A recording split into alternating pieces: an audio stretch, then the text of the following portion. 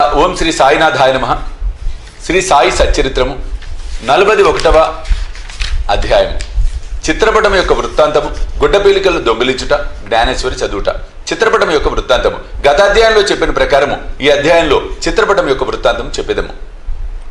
గత అధ్యాయంలోని విషయం జరిగిన 9 సంవత్సరములకు అలీ మహమ్మద్ హేమాడ్ పంత్ను కలిసి ఈ దిగువ కథ అతనికి చెప్పాను. ఒకనాడు బొంబాయి వీధులలో పోయినప్పుడు వీధిలో తిరిగి అమ్మువాని వద్ద అలీ మహమ్మద్ సాయిబాబా పటం కొనెను. దానికి చట్రం కట్టి తన బాంద్రా ఇంటిలో గోడకు వేలాడదీశాను. అతడు బాబాను ప్రేమించుడిచే ప్రతిరోజు చిత్రపటం దర్శనం చేయుచుండెను. హేమాడ్ పంత్కు ఆ పటం ఇచ్చుటకు 3 నెలల ముందు అతడు కాలు మీద కురుపులేచి బాధపడుచుండెను. దాని శస్త్రచికిత్స జరిగాను. అప్పుడు అతడు బొంబాయిలో ఉన్న తన బావమరిదకు నూర్ మహమ్మద్ పీర్బాయి ఇంటిలో పడి ఉండెను. బాంద్రాలో తన ఇల్లు 3 మాసముల వరకు మూయబడి ఉండెను. అక్కడ ఎవరునూ లేకుండిరి. అతడు ప్రసిద్ధి చెందిన అబ్దుల్ రెహమాన్ బాబా, మౌలానా సాహెబ్, మహమ్మద్ హుస్సేన్, సాయిబాబా, తాజుద్దీన్ బాబా మొదలగు యోగుల పటములు ఉండెను. వానిని కూడా కాలచక్రము విడవలేదు. అతడు వ్యాధితో బాధపడుచు బొంబాయిలో ఉండెను. బాంద్రాలో ఆ పటములు ఎలా బాధపడవలేను. పటములకు కూడా చావు పుట్టుకలు ఉన్నట్లుండెను. పటములన్నీ వాని అదృష్టములు అనుభవించెను. కానీ సాయిబాబా పటం మాత్రము ఆ కాలచక్రమును తప్పించుకొనెను. అదెట్లు తప్పించుకొనగలిగినదో నాకింతవరకు ఎవరూ చెప్పలేరు. దీనిని బట్టి సాయిబాబా సర్వాంతర్యామీను, సర్వవ్యాపి అని, అనంతుడని తెలియచున్నది.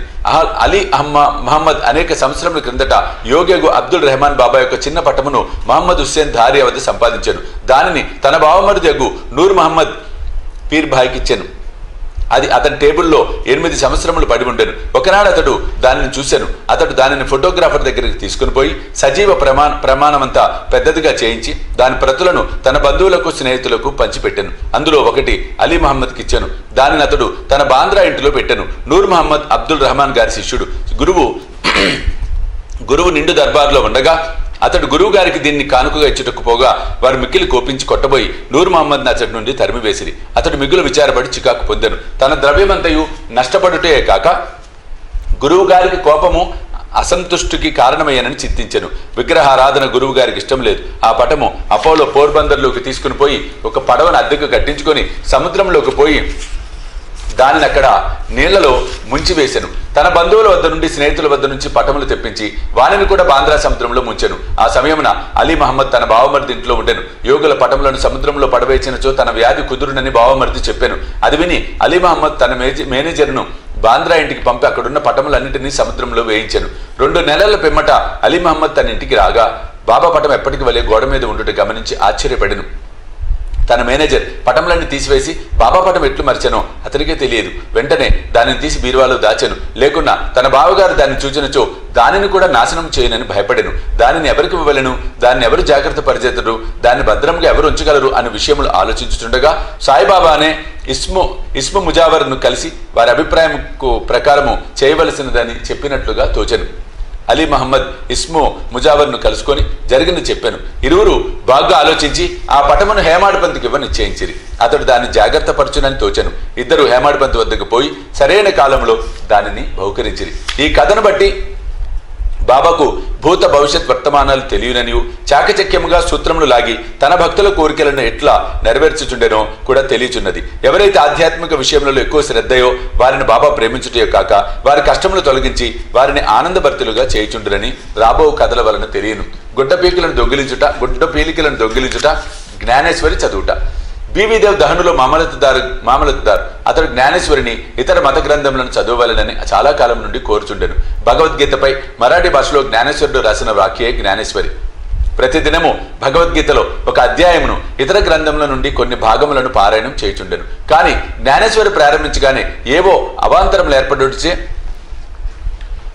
పారాయణం ఆగిపోచుండెను. 3 నెలలు సెలవు పెట్టి షిరిడీకి వెళ్లి అక్కడి నుండి తన స్వగ్రామకు పౌండకు పోయాను. ఇతర గ్రంథములన్నీ అతడు చదివాను. కానీ జ్ఞానేశ్వరి ప్రారంభించగానే ఏమో విపరీతమైన చెడ్డ ఆలోచనలు తన మనసును ప్రవేశించుటచే చదవలేకుండెను. అతడెంత ప్రయత్నించినను కొన్ని పంక్తులు కూడా చదవలేకపోయాను. కాబట్టి బాబా తనకు ఆ గ్రంథం నందు శ్రద్ధ కలుగు చేసినప్పటికీ దానిని చదువుమని వారి నోటి వెంట వచ్చినప్పుడే దానిని ప్రారంభించదనని, అంతవరకు దాన్ని తెరవకూడదని నిశ్చయం చేసుకున్నాను. 1914 సంవత్సరం ఫిబ్రవరి నెలలో కుటుంబ సైతంగా షిరిడీ వెళ్ళాను. అక్కడ ప్రతిదినము జ్ఞానేశ్వరి చదువుచుంటివా అని బాపుసాహెబ్ జోగ్ దేవుని అడిగాను. దేవ్ తనకట్టి కోరిక కలదని కానీ దానిని చదువుటకు శక్తి చాలుకుండేనని బాబా ఆజ్ఞాపించినచో దానిని ప్రారంభించదనని చెప్పాను. అప్పుడు జోగ్ ఒక పుస్తకంను తీసుకొని బాబాకి ఇచ్చినచో దాన్ని వారు తాకి పవిత్రం చేసి ఇచ్చేదరని, అప్పటి నుండి నిరాటంకముగా చదవవచ్చని దేవుకు చెప్పాను. బాబాకు తన ఉద్దేశం తెలియను కనుక దేవుగారు అట్లు చేయుటకు అంగీకరించలేదు. బాబా తన కోరికను గ్రహించలేరా? దానిని పారాయణం చేయమని స్పష్టంగా ఆజ్ఞాపించలేరా? దేవు బాబాను దర్శించి ₹1 దక్షిణ ఇచ్చాను. బాబా ₹20 దక్షిణ అడుగగా దానిని చెల్లించాను. ఆనాడు రాత్రి బాలకరాముడు అనువానిని కలుసుకొని అతడు బాబా యందు గల భక్తిని వారి అనుగ్రహం ఎట్లు సంపాదించారని ప్రశ్నించాను. మరుసటి దినము హారతైన పిమ్మట అదంతయు తెలిపేదనని చెప్పాను.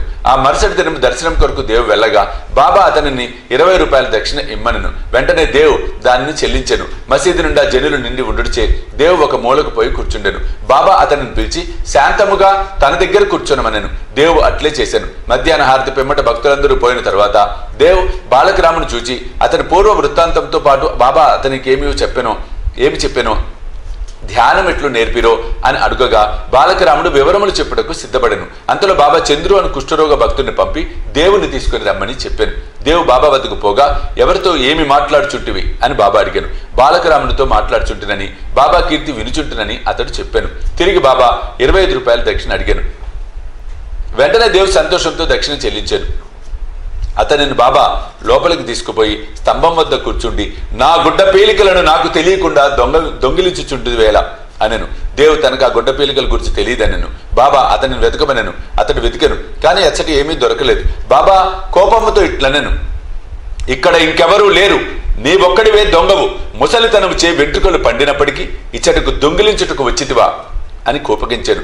బాబా మతి చెడిన వాళ్ళని వల్ల తిట్టి కోపగించి చివాట్లు పెట్టాను. దేవు నిశ్శబ్దంగా కూర్చుండాను. దేవు తాను సటకా దెబ్బలు కూడా తినునేమో అనుకోనేను. 1 గంట తర్వాత బాబా అతనిని వాడకు వెళ్ళమనెను.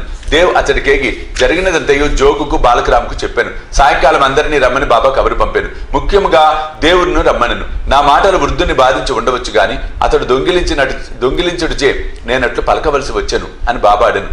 తిరిగి ₹12 అడిగాను. దేవు దానిని వసూలు చేసి చెల్లించి సాష్టాంగ నమస్కారం చేశాను. బాబా ఇట్లనెను, ప్రతిరోజు జ్ఞానేశ్వరిని చదువుము, పోయి వాడలో కూర్చుండుము. ప్రతినిత్యము కొంచెమైనను క్రమము తప్పక చదువుము. చదువునప్పుడు దగ్గరున్న వారికి శ్రద్ధాభక్తులతో బోధపరిచి చెప్పుము. నేను నీకు జల్తారు సెల్లాను ఇవ్వుటకు ఇచ్చట కూర్చుని ఉన్నాను. ఇతరుల వద్దకు పోయి దొంగిలించెదవేలా? నీకు దొంగతనము అలవాటు పడవలనని ఉన్నదా? బాబా మాటలు విని దేవు సంతసించాను. బాబా తనను జ్ఞానేశ్వరుని ప్రారంభించమని ఆజ్ఞాపించనని, తమకు కావలసినదేదో అది దొరికినని, అప్పటి నుండి తాను సులభంగా చదవగలనని అనుకున్నాను. తిరిగి బాబా పాదాలకు సాష్టాంగ నమస్కారం చేశాను. తాను శరణు వేడెను కనుక తనను బిడ్డగా నుంచి జ్ఞానేశ్వరి చదువుటలో తోడ్పడవలసినదని బాబాను వేడుకొనెను. పీలికలు దొంగిలించుట అనగానేమో దేవు అప్పుడు గ్రహించెను. బాలకరామును ప్రశ్నించుటే గుడ్డ పీలికలను దొంగిలించుట. బాబా కట్టి వైఖరి ఇష్టము లేదు. ఏ ప్రశ్నకైనా సమాధానమిచ్చుటకు తామే సిద్ధంగా ఉండిరి. ఇతరులను అడుగుటకు బాబాకు ఇష్టం లేదు. అందుచే అతన్ని బాధించి చికాకు పెట్టెను. అదీనుగాక ఇతరులను అడగకుండా బాబానే సర్వము అడిగి తెలుసుకునవలసినదనియు ఇతరులను ప్రశ్నించుట నిష్ప్రయోజనమని చెప్పాను. దేవ తిట్లను ఆశీర్వాదములుగా భావించి సంతుష్టితో ఇంటికి పోయాను. ఆ సంగతి అంతటితో సమాప్తి కాలేదు. బాబా చదువుమని ఆజ్ఞాపించి ఊరుకొనలేదు. 1 సంవత్సరం లోపుగా బాబా దేవు వద్దకు వెళ్లి వారిని అభివృద్ధి కనుగొనెను. 1914వ సంవత్సరము ఏప్రిల్ 2వ తేదీన గురువారము ఉదయం బాబా స్వప్నంలో సాక్షాత్కరించి పై అంతస్తులో కూర్చుండి జ్ఞానేశ్వరి బోధపడుచున్నదా లేదా అని అడిగాను. లేదు బాబా అని జవాబిచ్చాను. ఇంకెప్పుడు తెలుసుకొనిదెవు అనెను. దేవు కండ్ల తడిపెట్టుకొని నీ కృప వర్షించనిదే పారాయణము చికాకుగా ఉన్నది, బోధపడుటకు చాలా కష్టంగా ఉన్నది, నేను దీన్ని నిశ్చయముగా చెప్పుచున్నాను అనెను. బాబా చదువునప్పుడు నీవు తొందరపడుచున్నావు, నా ముందర చదువుము, నా సమక్షమును చదువుము. ఏమి చదవలను బాబా? ఆధ్యాత్మ చదువుము. పుస్తకమును తీసుకుని వచ్చుటకు దేవు వెళ్ళను. అంతలో మెలకు వచ్చి కళ్ళు తెరిచాను. ఈ దృశ్యము చూసిన పిమ్మట దేవుకి ఎంత ఆనందము సంతోషము కలిగెను చదువరలే గ్రహింతురుగాక. 41వ అధ్యాయం సంపూర్ణము. సద్గురు శ్రీ సాయినాథ అర్పణమస్తు. శుభం భవతు.